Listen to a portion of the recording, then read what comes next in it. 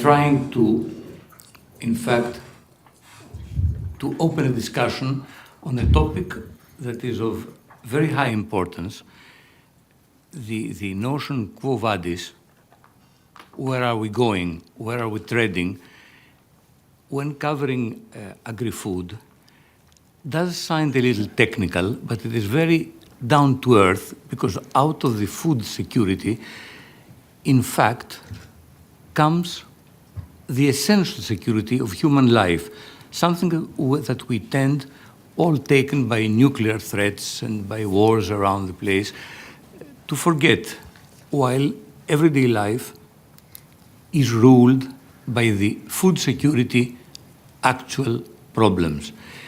The first panel that it has been given to a journalist to moderate, which is always a very risky business, both because a mic and the journalist is a bad thing, a moderator journalist is an even worse thing, but it also entails the participation of Xenophon Kappas, General Director of the Konstantakopoulos Foundation, who is quite close to this problematic.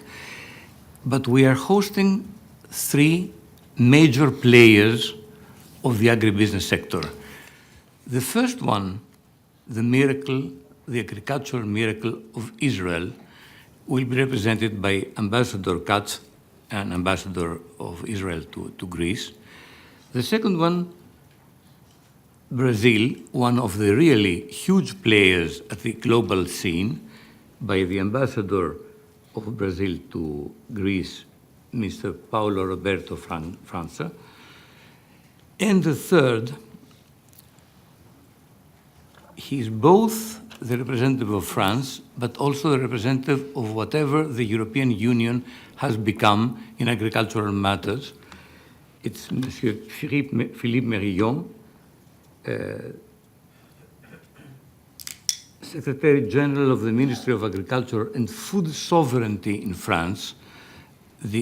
Keep the notion of food sovereignty, that to my eyes and ears is very important, but also a major player, France, to the EU food, agricultural food and food industry scene. So we really hope that major players will bring, in their several ways, the teachings of their experience, of their respective countries' experience, to our discussion. No more from me, but I would like Mr. Kappas to join in introducing the session. Mr. Papayannides, I believe these introductions demonstrate why it may be dangerous to have a journalist, but it's also so useful, because in just a nutshell, you managed to produce all the biggest arguments, the biggest worries that we all have about how things are going in the agricultural sector. As Mr. Papayannides say, I have the privilege of being in a foundation that is very close and is working very closely to farmers. And we started quite many years ago, back in 2010, with the ambition of expanding the agricultural world and making a change and bringing innovation. And we see that for the last at least years, and not from the beginning, what we are doing is really damage control. So the agricultural sector, despite praised by anyone, doesn't really seem to be able to follow up with the changes, with the deregulation, with all the things that we are seeing going around in our world. So it is really important to see in a top level how and what are the plans, what is the discussion about this, if there is a chance, because as it was said, at the end of the day, it's all about food security. It's of course about energy, it's about politics and everything, but at the end of the day, we need to eat. So I will not delay any further, and I would like to explain a bit how we are going to go. We would like our excellencies to have a first round of positioning themselves about how they see these challenges and their policies about agriculture in their countries. And then we have a few questions, and we would like also to take questions from the audience in order to have a more holistic approach in the discussion that we have about the issues. So shall we start with Mr. Katz? Your Excellency, would you like to? Thank you very much. First, I would start and say that agrobusiness, as it's already been established before, is a very wide range of industries and fields that are interconnected, from agriculture to transportation, and all what is in between. Secondly, I would say that we are living in a world of states since 1648.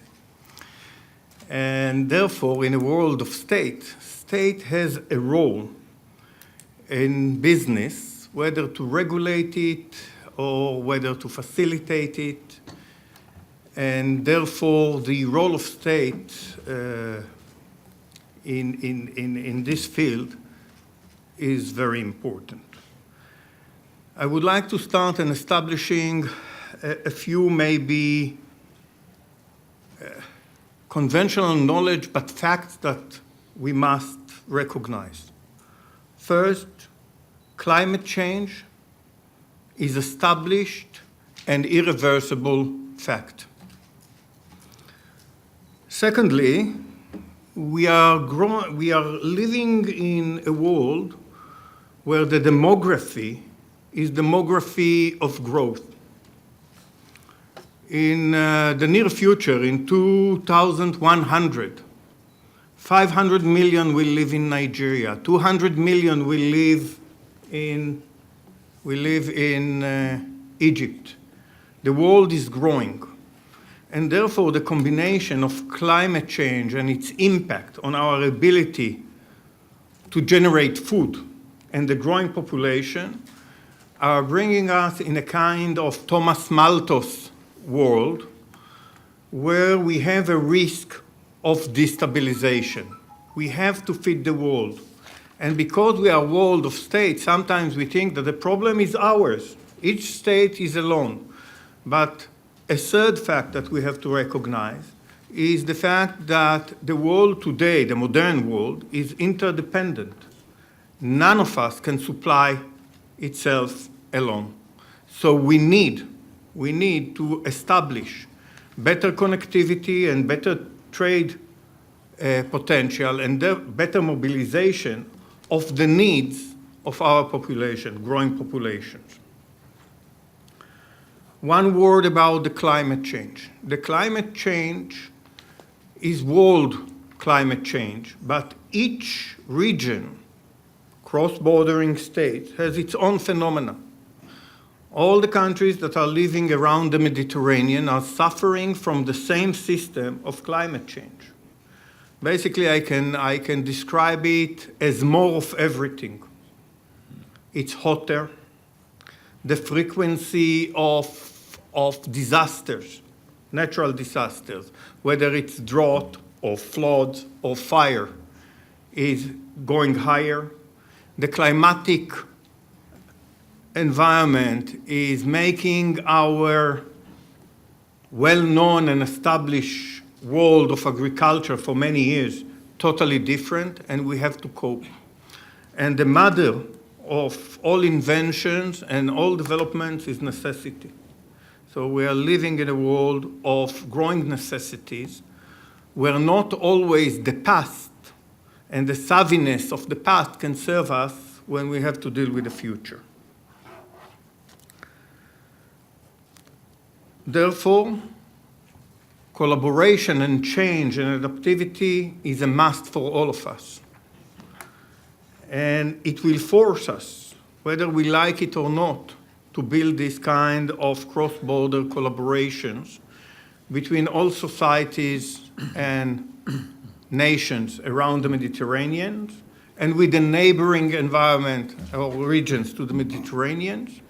Otherwise, we will face enormous instability that will be translated also to political instability and to security.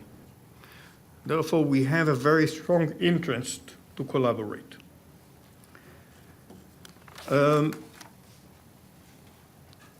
Maybe I would say a few things about Israel.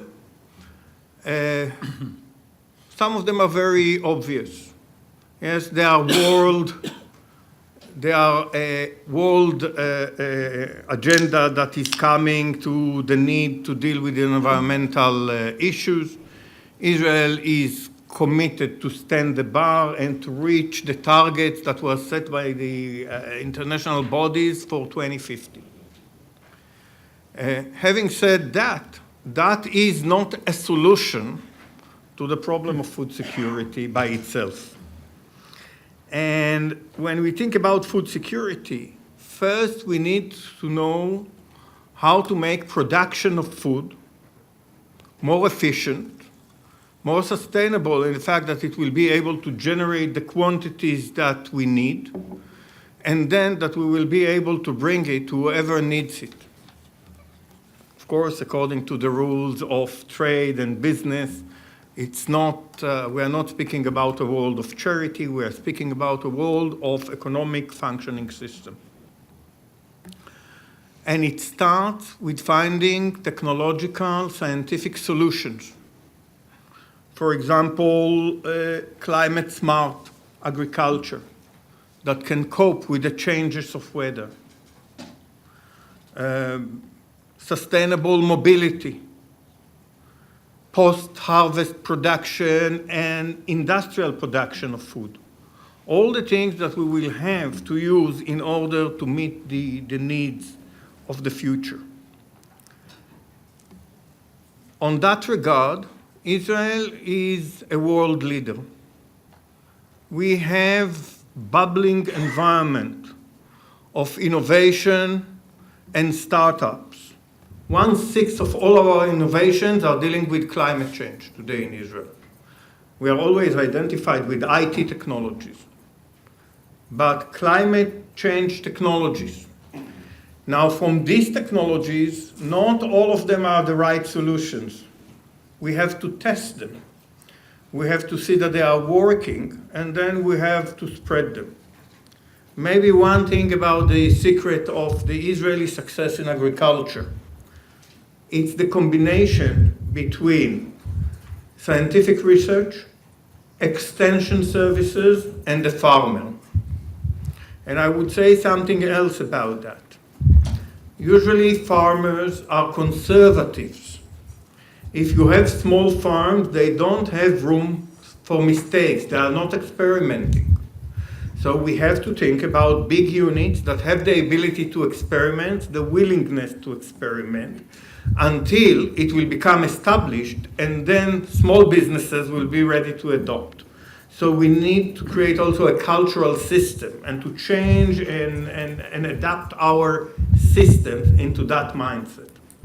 I think that Israel and the bubbling environment, and you probably will have the opportunity later on to hear from people that are in the field, in the actual field of the agro-business, about all kinds of innovations and ideas. But the main idea is that they are transferable. When we developed in Israel, we never, whether it's IT or whether it's agriculture or whether it's medicine, we don't think about the Israeli market. We think about global market. Israel is small. There is no much profit in dealing with Israel alone. So the dream is to develop and to export and to sell. And the biggest agricultural sale of Israel is not like in the past oranges or special products, it's technology. And therefore I think that there is much future in collaboration. Each nation has to establish its own research, and researchers from the region must collaborate through joint projects, through joint funds, and to all the systems that can support them in order to generate solutions that eventually will be part of the global solutions and the global cocktail of solutions that we need. I'll stop. Thank you, Ambassador. I was tempted to remind Ambassador Katz of the time clocking, but the timer does not work, so it was rather hopeless. And in fact, he did a very interesting thing. He combined an overall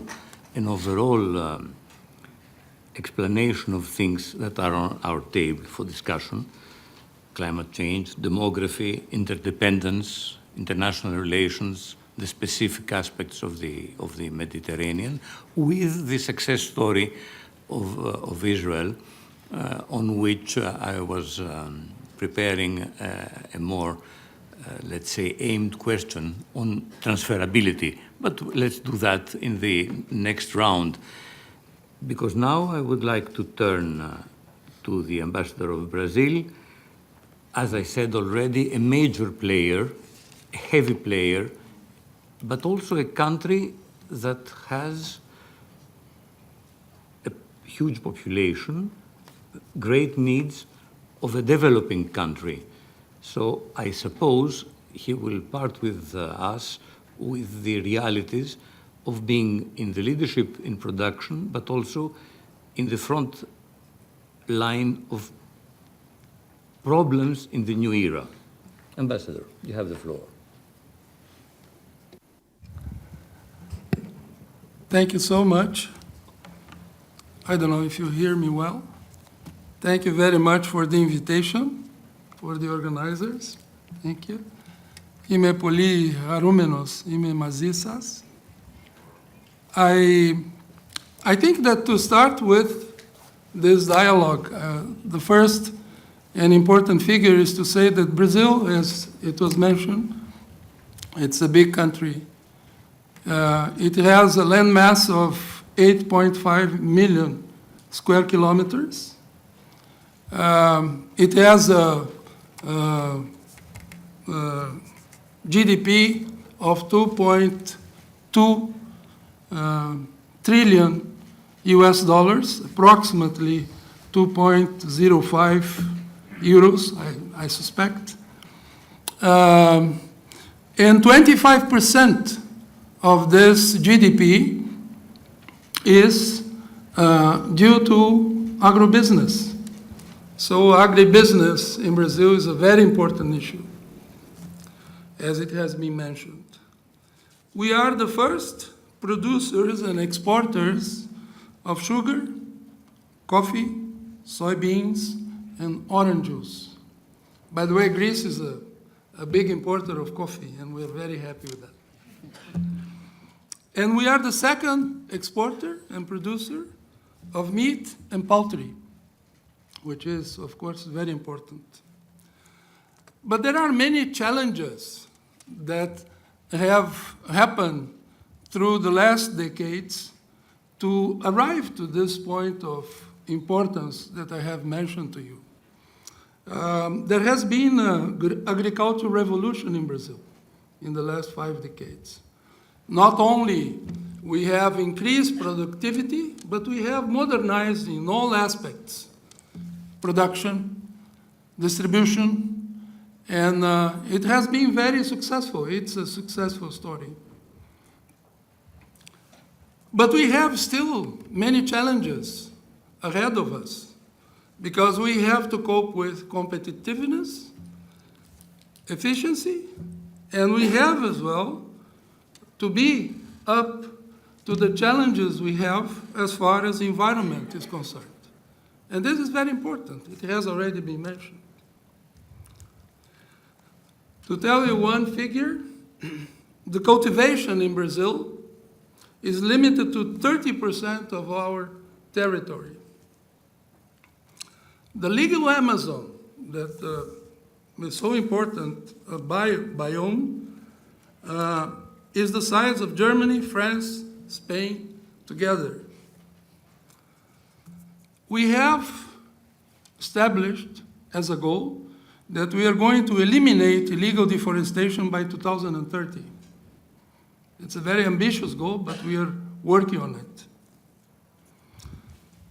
There has been already an important drop in deforestation numbers in the last years, and this, of course, is very important to us.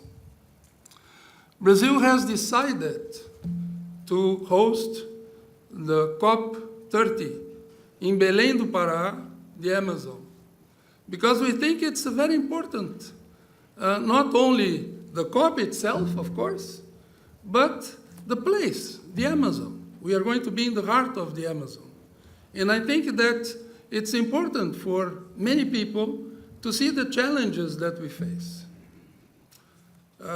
Many people sometimes think about the Amazon, of that region that's only forest, and there are people that live there, and there are people that want to have a nice life and need development. So we have to cope with all these dimensions: the environment, the economy, and the social aspects of sustainability. We have been hosts very recently, on the 18th and 19th, of the G20 summit, which was a very successful one. If you read the declaration of G20, there are many aspects that are dealt there, from agriculture, from climate change, to a number of other issues which are very important, as I said, to us. In our presidency, we had established 3 main goals for the G20 presidency. Combat hunger and poverty, and provide for social inclusion. This is very important. We are talking about food security. And there is other aspect more important than combating hunger and poverty. It has an impact on a number of issues. One of them, for instance, is migration. So we have to keep this in mind. The second objective was related to energy transition, sustainable development, but to look at the energy transition on a broad aspect. Brazil has a very important metrics and very clean metrics for energy and electricity production. And I know that my time is running, so I'll go very quickly to the last aspect that I think it's very important to stress, and this is the fact that we have launched a very important initiative during our presidency of G20, which is the Global Alliance Against Hunger and Poverty. And it was launched due to the fact that the world is significantly outside the path to achieving the goals of SDGs, poverty eradication, which is number 1, and 2, zero hunger and sustainable agriculture. Having said that, I think that more than ever, we need to cope with all the challenges that we have. We need dialogue, we need cooperation, and we need peace. Thank you. Well, we thank you, Ambassador França. I think you remained in the spirit of this table that we already discussed about the need, to have a more collaborating approach. Brazil also bears a burden, let's say, of carrying with it, having in national land, let's say, an international value like the Amazon forest. And it is obvious that you have been, struggling and trying to do the best on that, both putting these goals on of, hunger and poverty elimination, protection of the environment, trying to keep all these goals on the same hands all the time is not an easy task, that's for sure. And with time running, not our time, but the planet time, it's very difficult to find the balance. But it was very crucial that you pointed out, the crisis that can turn out from poverty, from hunger, and how you're trying to balance your national also interest and protection of your people with their national needs. And I will pass now to Mr. Philippe Merillon, who, as a Counsellor about agricultural affairs, he's also very aware of the effort of the EU to also try to combine and get over the national interests and combine this in a more holistic approach. And I would like also your your views. Please keep the time of that. We'll start now counting, and then we will pass to the rest of the question. Thank you.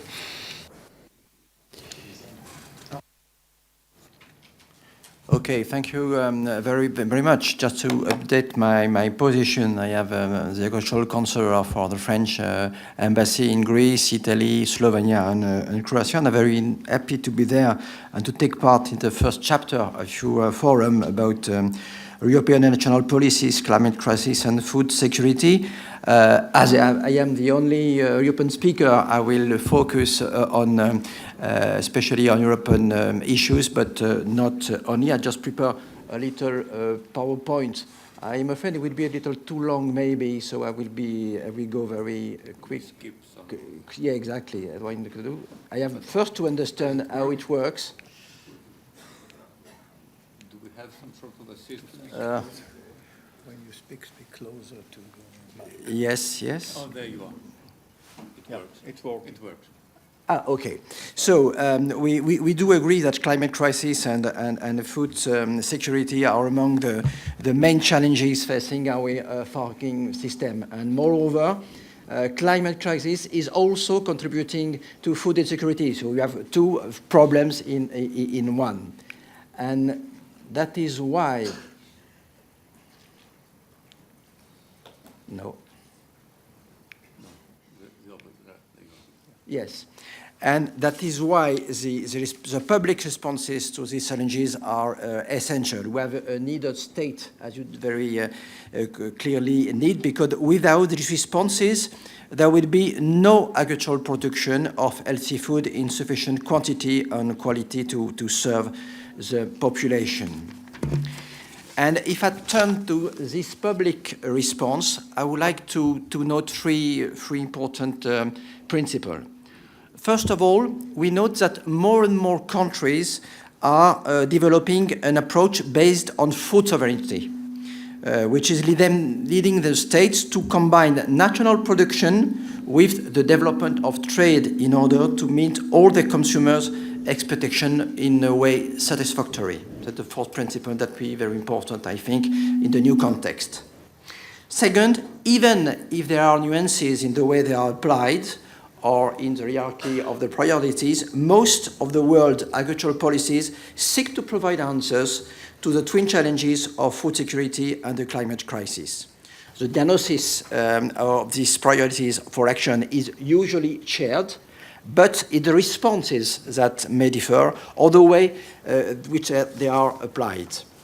And quickly, two examples, because my colleague talked about the G20, but it was just later the G7. And if we note the conclusions of the G7 or the G20, we can note that its consciousness, the awareness of these two challenges of food security and climate change is the main issues and the main conclusions of this two meeting of the G7 and the G20. I think it's very important to show this very clear awareness of all the countries or all the states about the importance of these issues. You can see very quickly the main conclusions at the board. I won't develop them, but I think they are very interesting. And it was exactly the same things with the G20. This does not prevent that we can have divergences and differences between us, but we agree about the diagnosis and the necessity to find solutions. I come to the European policies. What is very important is that within the European framework, we have a new cap, 2023-2027, and it's within this framework. If we look at the conclusions of the late October 2024, we discussed in Brussels of the after 27, and you can see that these two issues of climate crisis and food security are again for the main issues as well in the framework, current framework of 2023-2027 and then post 27. As you know, maybe the CAP has 10K objectives. I don't develop, you see them at the board. And all of these objectives, almost all of the objectives, can be directly or indirectly linked to the two challenges facing the agricultural sector: food security and adaptation to climate change. The competitiveness, for instance, income research, general change, improving the position of farmers in the value chain, this contribute to food security, and the measures that we have to manage risk, to protect the environment, to adapt to climate change, are a response to the climate crisis. So to a very involved at European level to these issues, and there is an overall coherence in the European action in the 23-27 multi-annual framework. As you know, I won't develop this because I have no time, but these measures in the framework of the policy CAP are developed in the national plans implemented by the state members. I won't develop this. I just go to my conclusions. As I just said, the CAP is very involved in these two issues. Does it mean that everything is perfect? Far from it, far from it. We had the opportunity to have a document from the Commission, because the Commission has already pointed out shortcomings and an array of improvement for us. The need to strengthen the use of risk management tools, that is very important.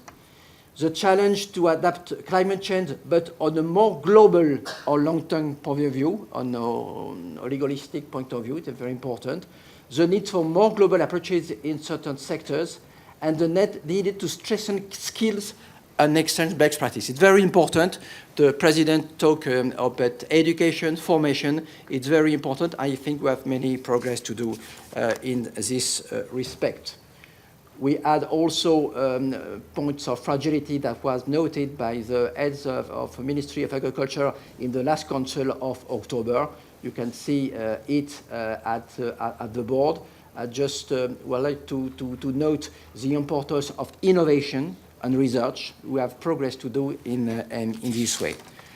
And to conclude very quickly, I would say that at level of Europe, much has been done, is being done, and will be done to ensure that the public authorities take action to help the agricultural sector meet the combined challenges of the climate crisis and food security. However, there is still a long and difficult road ahead. First of all, we need to reconcile approach between the countries. Secondly, as I said, we need to mobilize research and innovation to find solutions that will take time, but the situation is urgent.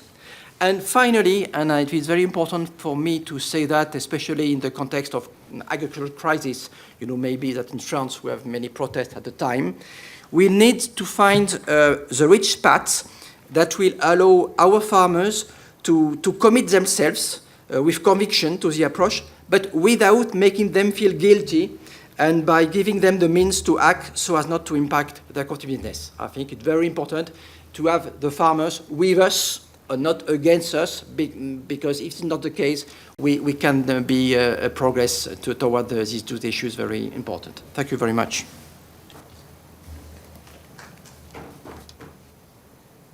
So thank you, Mr. Merillon.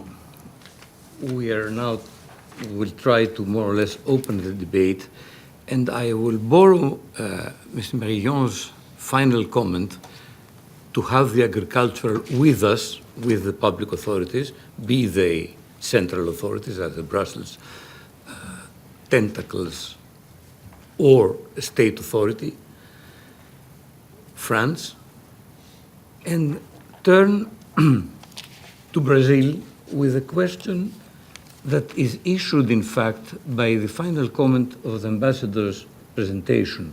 You mentioned, and it is a very interesting point, that you have people, men and women, living in the Amazon. And you have a huge population, and Brazil is a developing country. Now, my question is, how far does the necessity of having a competitive production to be and to operate successfully in the global markets, in this great range of products you produce, how does it combine with the necessities that the government has to keep in mind, necessities of people living on the ground? Is it an easy task? No, it isn't. Is it doable? I suppose it is. But which has the upper hand? Global competitivity or the needs of the people on the ground, of the agriculturers on the ground and the consumers, of course? Yeah. Should I? Thank you. Thank you very much for this important question. I think that there has to be, and this is what the government is trying to strike, a balance between these two dimensions. The dimension of the people that need services, they need work, they need, to produce is very important. But on the other hand as well, of course, the need to protect is of utmost importance nowadays. One of the things that it's of very important for you to know, data, Brazil has protected 66% of its territory.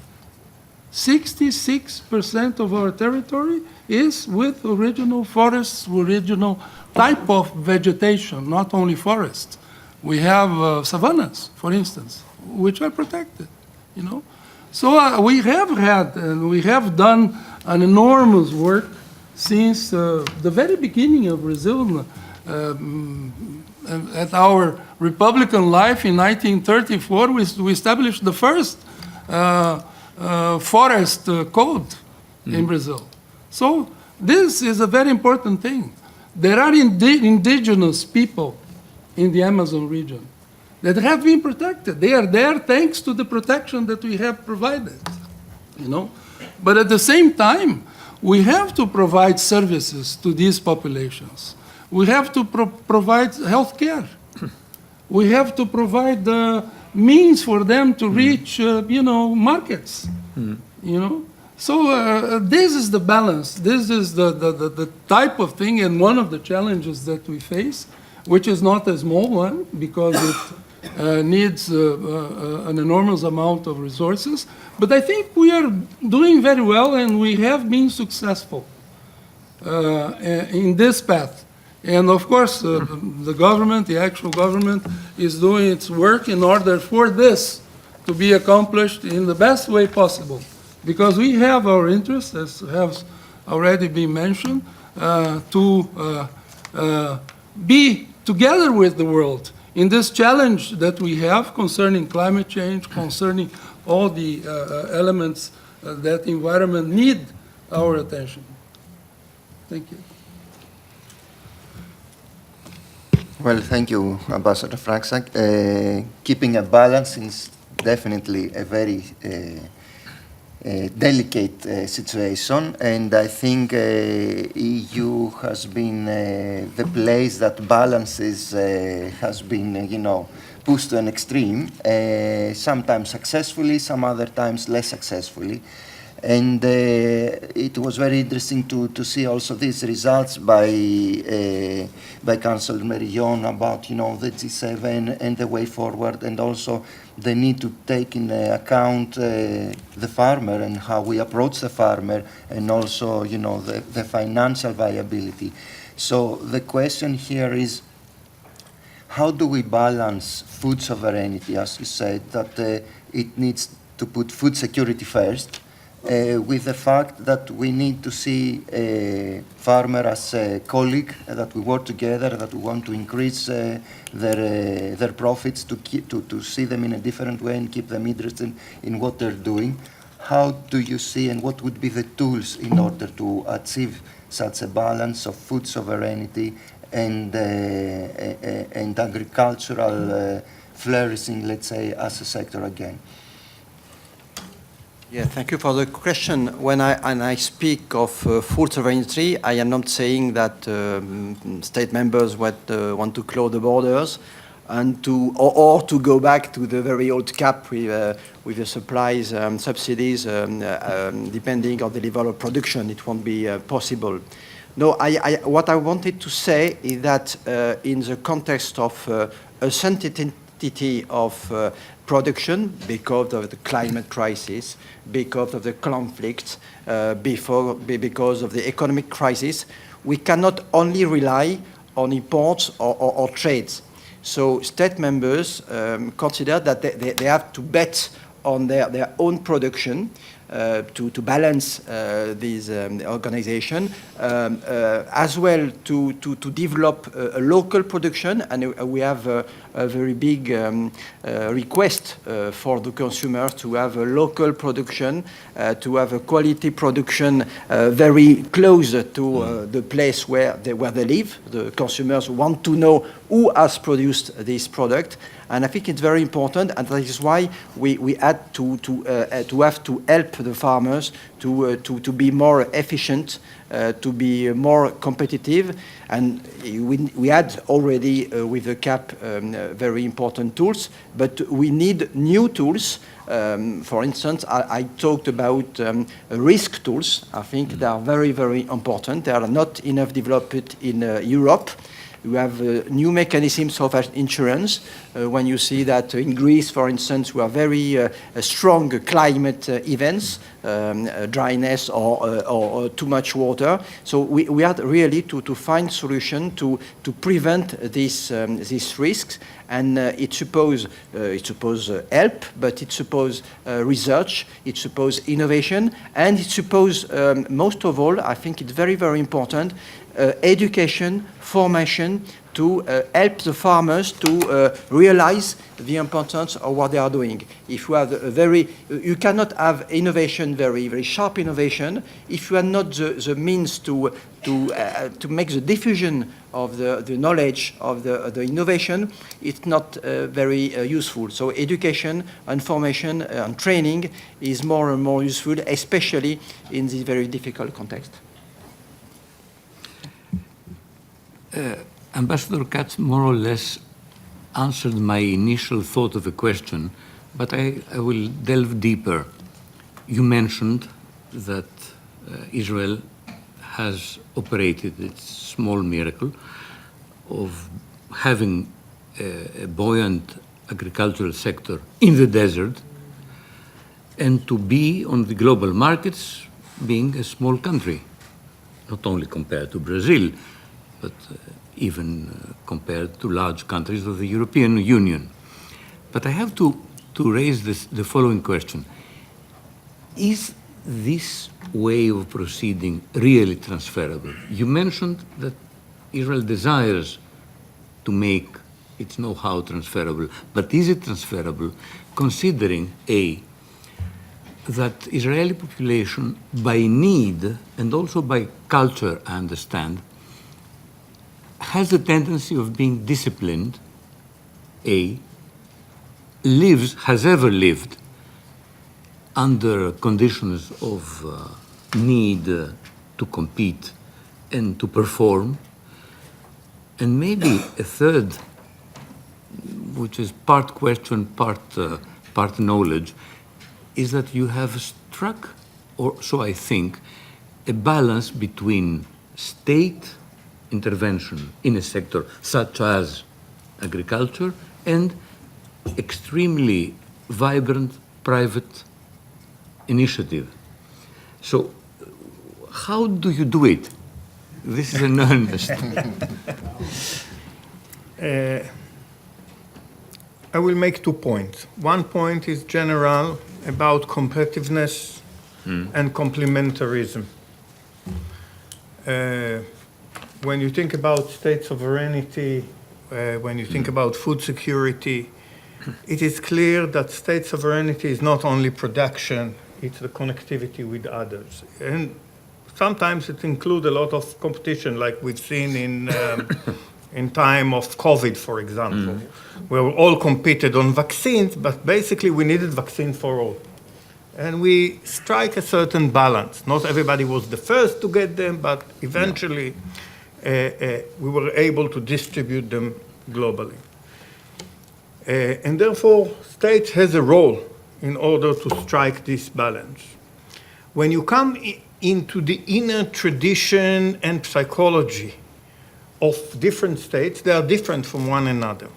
But there are certain elements that are transferable. And as I said at what I said at the beginning, necessity is a mother that forces us to change and to adapt. In Israel, the strong combination between the producers, the farmers, and the state through the extension services and through the scientific research are very close. In fact, much of the innovations are coming directly from the need or the experiments or the experience of the farmer. And this is something that can be adapted to other societies. When I've been in Africa, we wanted to integrate modern system of irrigations into African societies.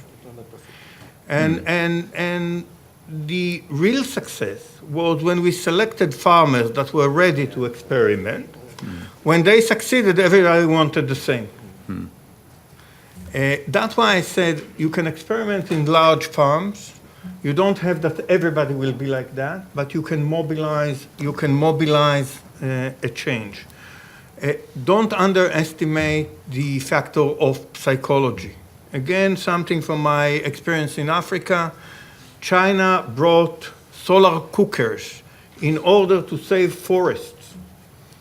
And after a year, all these solar cookers were in the junkyards of every house because the taste of the food was different.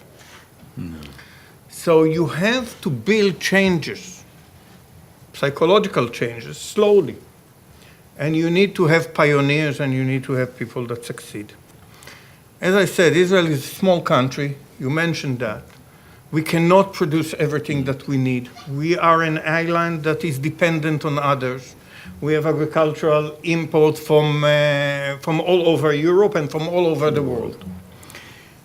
What we produce well, we produce to sustain ourselves. The rest we import. And as I said, we export and create collaboration around this export of technological solutions. And I think that part of the future will demand us and demands even very conservative societies to change or, unfortunately, to disappear and to be replaced by some other structures.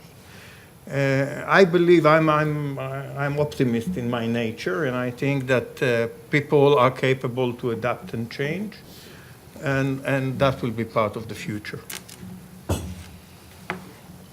Well, thank you, Ambassador Katz. That is the point that we would like to turn to you and ask if there are any questions for our esteemed guests and ask them and transfer them to them.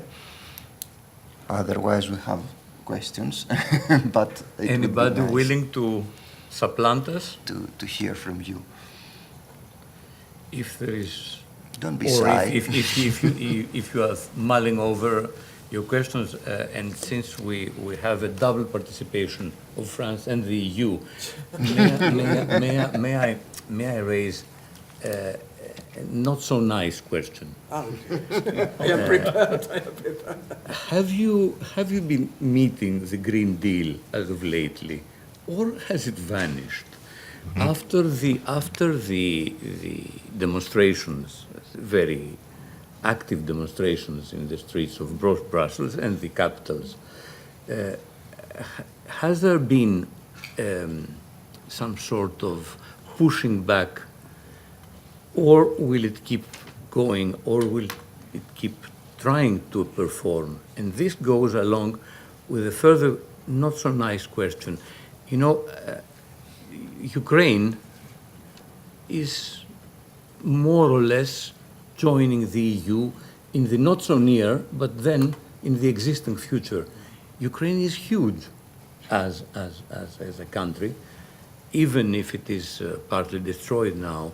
And the agriculture of Ukraine, compared to German or French agriculture, meaning the major countries' agriculture, will alter the very essence of the CAP.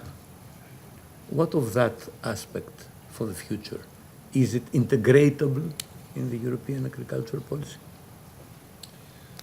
Well, I think the Green Deal has not vanished at all, either in Europe or in France. As I said before, when you implemented the CAP, and we do all of them in Greece, in France, in all the SEC members of Europe, most of the measures we implemented are directly connected to environmental measures.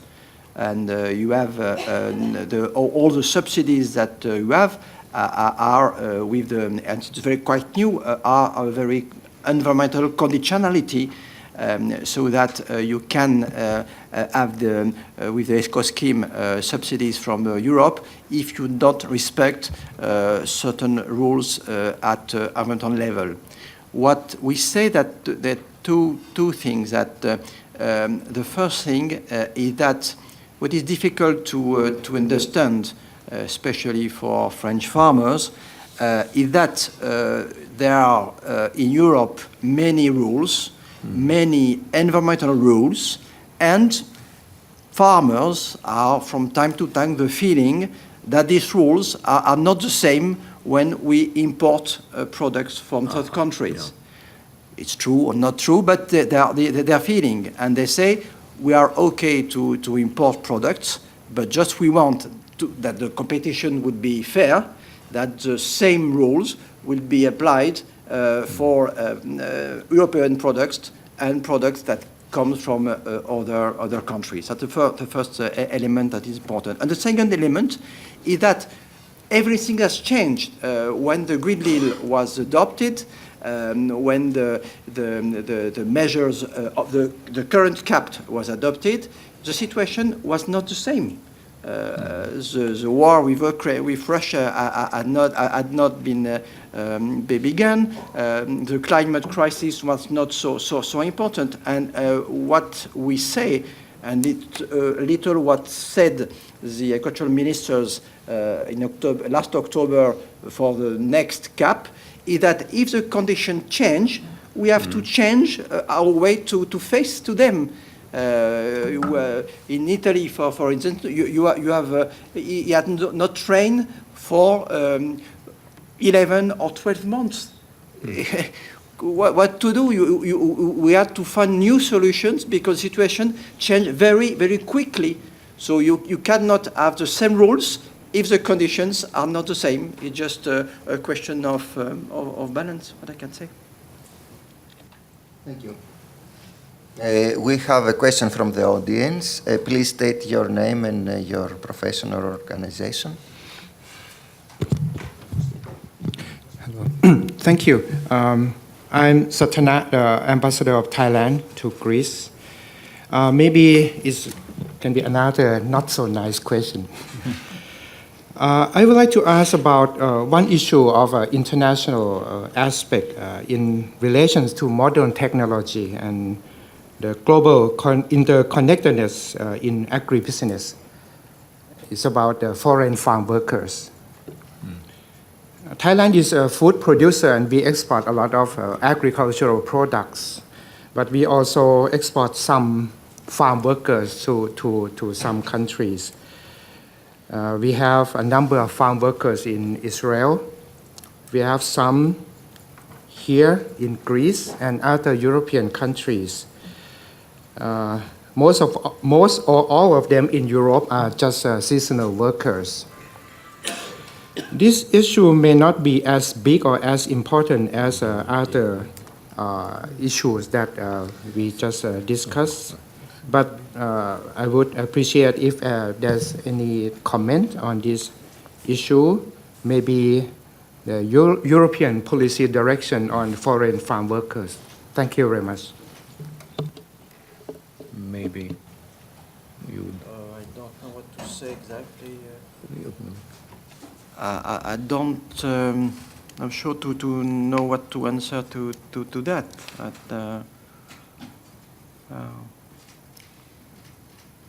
You? Maybe I will say one word. agricultural business worldwide is suffering from lack of manpower. We have less people that want to work in agriculture. And therefore, there is an appeal for foreign workers in different countries, including Israel, which is essential part of our workforce on those fields. Our policies when it comes to that is to regulate it, to allow it, but it's rotational. In our case, it's not vocational, it's not only for a season, people are not coming for a season, they are coming for a couple of years. It's regulated, it has to be based on decent agreements between governments, on decent bodies that will help that happen, and to take the foreign workers and to integrate them into the hosting country. It has to include fair salaries that will make it profitable to the people that are dealing with that. Israel is not a country that absorbs immigration. In the EU, I believe that is a bigger issue, also because illegal migration and because the many people that are coming. So I don't know how the policies in Europe works, but I think that kind of relations, as long as they are beneficial to the states and to the people that are involved, they should be continued, and are part of the solutions. What I can add maybe about the European level is that there is a very important situation in Europe that the number of farmers is decreasing day after day, year after year. So, and we have a very big problem to replacement of the new generation of farmers, and that is why we have to use and to work with foreign workers. So I think that the great majority of our countries, we welcome foreign workers, and we're very, very happy to welcome them. So there is not, in Italy, there is a very big debate of migration. In France, not so much, because we consider that the agricultural sector is really a sector where we need foreign workers. So usually we organize the welcoming of workers that can come from many countries. I know, for instance, that in Portugal they work with Indian workers. I don't know why Indian workers, but our connection with India, it depends on the countries. But the general position about agriculture is that we need workers, because we are not enough persons to work in the field, either to rule the farms or to work in the farm, and especially at certain periods of the year. Starting with a small disclaimer, I'm a journalist, no official capacity, so I'm just watching problems emerging and answers being given. Had you put a question coming from Albania or from Egypt or from Pakistan, I would tend to tell you that the reply is that Greece is struggling to cope with the issue of migrants working temporarily on farms. It is struggling because the problem is seen through the lens of migration or refugee issue, which is a very sensitive issue in Europe and in Greece. I don't know of Thai population in this sector, in the agricultural sector, but let me say that I am really impressed by the clear way in which Ambassador Katz and then the Franco-European reply put the finger on the crux of the issue, that is, that in several countries, European countries, of which Greece is certainly one, there is a need for agricultural workforce, but there is also a need for an organized and well-run policy against them. Not to turn against them, but to integrate in the needs of the agriculture sector. I don't know if this triplet of replies is sufficient, but you have raised, as you see, a very important point. Thank you indeed. Well, yes, and following up on that, and because this is also indeed a crucial issue, and I will keep from this discussion the need to change that it was mentioned also before, because, we tend to run in thinking, all the security issues of migration, and on the other hand, we have this whole lack of workforce, so we're trying to balance two things without really taking a moment and thinking about it and what would be real solutions. So, and because we also, by all esteemed guests here, we discussed about how the farming population is traditional population, conservative population, and it was mentioned also the difficulty that we have to take in mind the psychology of these people. So it's a slow process. On the other hand, it was mentioned that we don't have time. The problems are here already, and we need to change fast. So the question to all three of you is, how fast can we integrate the technology and the changes needed to the agricultural sector that are necessary, taking into account that this is a traditional and slow-pacing industry? Are there also social factors that we need to take into account in order to change policy, or should be? So please, Ambassador França, you can start from you. Thank you very much. Well, I think that in fact we are responding very positively on a number of aspects. For instance, productivity has increased enormously in the last few years due to research, due to new techniques, new technology, on a number of areas. It goes from irrigation, it goes from different types of genes, And at the same time, I think one aspect that we have to realize, which is important, is the fact that we have traditional knowledge that has to be explored. One of the things that we have realized, for instance, in the Amazon, is the fact that the indigenous people know very much about the forest. Of course, they have lived there for thousands of years, and they know how it works. They know the products, they know the vegetation, they know the qualities, the intrinsic possibilities of this wealth that we have. So I think that we have to combine all these elements in order to develop ourselves, and there is a possibility. I am as well on the optimistic side, even though we are going through very difficult times, but I think we can cope. It's a matter of putting together, all of us, all these efforts, and as I said before, I think dialogue and cooperation is very important. We have to stress these aspects because we need, the challenges we have nowadays are not challenges that are going to be solved by anyone alone, for sure. We have to work together. Thank you, Ambassador.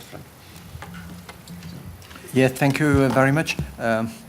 It's a very important issue, and I was very interested to hear what the Ambassador of Israel was just said. I think we have to use all means to allow that the farmers can understand and apply the new technologies. It's not very easy because it's a traditional sector. Because the population in Europe, and it's the case also in France, is rather old. As I said before, that we need farmers, so it's more and more difficult. But we have to use all means to make 2 or 3 examples on what happens in France. In France, we have a very important net of chambers of agriculture that are bodies that depend at the public sector, but that they are constituted by professionals. And for many years, one of the missions very important of these chambers of agriculture is to make the diffusion of the new technology, to explain to the farmers how to do, why to do, and this is very important because they are present on all the French territory, and this means very important. Another example, in France, since the beginning of the French Ministry of Agriculture, 100 years before, the agricultural training, the agricultural education depend on the Ministry of Agriculture. Yeah. When we decide something, we can give the instruction to many establishments from education, agriculture, to help to the diffusion of the information, as well for young people or for people that are already farmers, but that we need to convince to progress in that direction. We made it, for instance, with the new CAP. We made it for increment our level of biological agriculture. I think it's very important. So we use all means to Papayannides. I think your article of Papayannides is very interesting and it's very, very, very important. I think it's so important that we must, and it's very important mission of the state to use all means with the private sector to help to the diffusion of new technology, because it's necessary to help the farmers to face those issues very important of climate crisis and food security. I would add 2 points. Well, the necessity or the stick is clear. It's clear for our societies, it's clear for businesses that cannot sustain themselves or cannot compete. We need to focus a lot on the carrots. We have to create incentives to people to change. We have to build network of security. And we have to think about, I know that it's in business world, social justice is not the most welcome appealing principle, but it's a matter of social justice. If agriculture, production of food will not be profitable, will not be getting the prestige it needs to get, then people will go to other fields. So we need to create a policy, a state policy of incentives. And of course, as I said, we need to invest a lot in not only in the science and technology, but in the connection, in the partnership between the people that are working in the field. If you do only scientists without connection to the farmer and extension that can make it easier, then it won't work. Thank you, Ambassador Katz. Your last chance of introducing an issue, a question, a comment, or whatever. If there is no such thing as a question, let me tell that it is quite interesting to see from three quite different aspects the same issue being raised: how to make people integrate their own efforts from the rainforest of the Amazon to the specific needs of a small and arid country like Israel, over to the multiple issues still remaining in the European debate about agriculture, how to make the transfer of knowledge accepted, not taught to agriculture, but accepted by them. It may sound a little romantic, but it's also a very tangible need so as to proceed. Mr. Kappas and myself will try and more or less get down to some sort of results of this session that will be made available to you. But you have had, I'm sure, quite a lot of points to mull over on yourself. Mr. Kappas? Yes, I would like also to thank from my side the esteemed guests, because, and it is a bit optimistic to see all these different approaches, coming to a common view that the challenges are there, of course. They're not easy challenges, but there are solutions. Of course, these solutions are not, solitude solutions. There are solutions that need people to work all together. May these people be nations or, farmers together with the academic world and their ministries. But the thing is that there is a common approach of how can we deal with the problems that the agricultural sector is facing at the moment. And this is really an optimistic message that we're carrying on together. Thank you very much.